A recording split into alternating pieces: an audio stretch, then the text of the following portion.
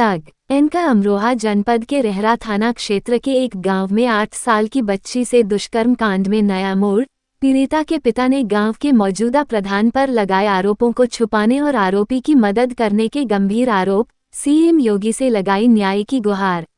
अमरोहा जनपद के रेहरा थाना क्षेत्र के एक गांव में 8 वर्षीय दलित बच्ची के साथ दुष्कर्म के मामले में अब नया मोड़ सामने आया है। पीड़ित बच्ची के पिता ने मुख्यमंत्री योगी आदित्यनाथ से न्याय की गुहार लगाते हुए गांव के मौजूदा प्रधान पर गंभीर आरोप लगाए हैं। उनका कहना है कि आरोपी फरमान को गांव के ही प्रधान ने अपने पास छिपाकर रखा था और बाद में रात के समय चुपके से पुलिस के हवाले कर दिया। पीड़िता के पिता का आरोप है कि प्रधान के साथ उनकी पहले से रंजिश चली आ रही थी और इसी वजह से प्रधान ने उनसे बदला लेने की ठान रखी थी। उन्होंने पूरे मामले में प्रधान की भूमिका की जांच कराने की मांग करते हुए कहा कि इस घटनाक्रम में प्रधान का भी पूरा हाथ है। पीड़िता के पिता ने चेतावनी दी कि यदि उन्हें निष्पक्ष तरीके से इंसाफ नहीं मिला तो वह अपने परिवार के साथ आत्महत्या करने को मजबूर होंगे। उधर पुलिस ने मुख्य आरोपी फरमान को गिरफ्तार कर लिया है, लेकिन इस मामले में अभी तक पुलिस की ओर से कोई आधिकारिक बयान जारी नहीं किया गया है। ऐसे में पीड़ित परिवार द्वारा लगाए गए आरोपों की सत्यता और पूरे घटनाक्रम की जांच को लेकर सवाल खड़े हो रहे हैं। बाइट पीड़ित बच्ची के पिता। एक अमरोहा का निवासी हूँ। मेरी बच्ची घर के पास ही खेल रही थी।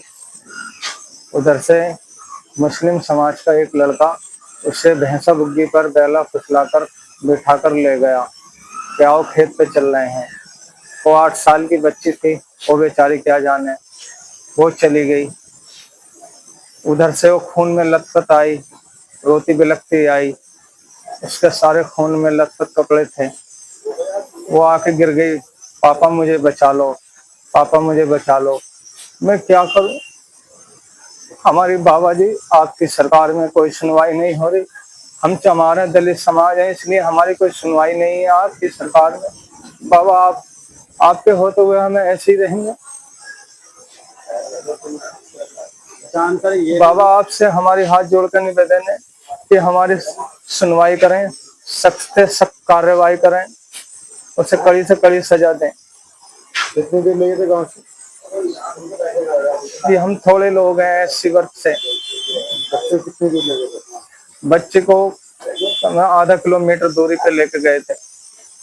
उनको सूचना तभी मिली जब वो वापस आई?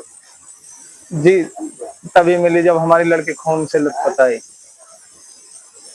इसमें ग्राम प्रधान का भी हाथ है, जो मौजूदा इस टाइम प्रधान है। उन्होंने अपने पास ही दुबका के रखा था उसको, और रात को उसी समय उसे चुपके से ले आए।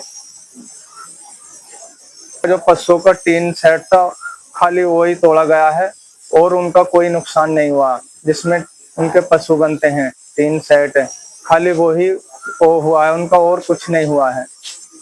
और पूरा सीना ठोक के चल रहे हैं। बताओ बाबा, आपके होते हुए हम ऐसी रहेंगे? यही अत्याचार सहेंगे हम? यही हमारी जाति है? क्या हम इस समाज के हिस्सेदार नहीं है? निवेदन है तो बाप को कड़ी से कड़ी कार्रवाई होनी चाहिए। अगर न्याय नहीं मिला तो मैं अपने आप को आत्महत्या कर लूंगा, अपने बीवी बच्चों को लेके। मैं इससे ज्यादा और कुछ नहीं कर सकता।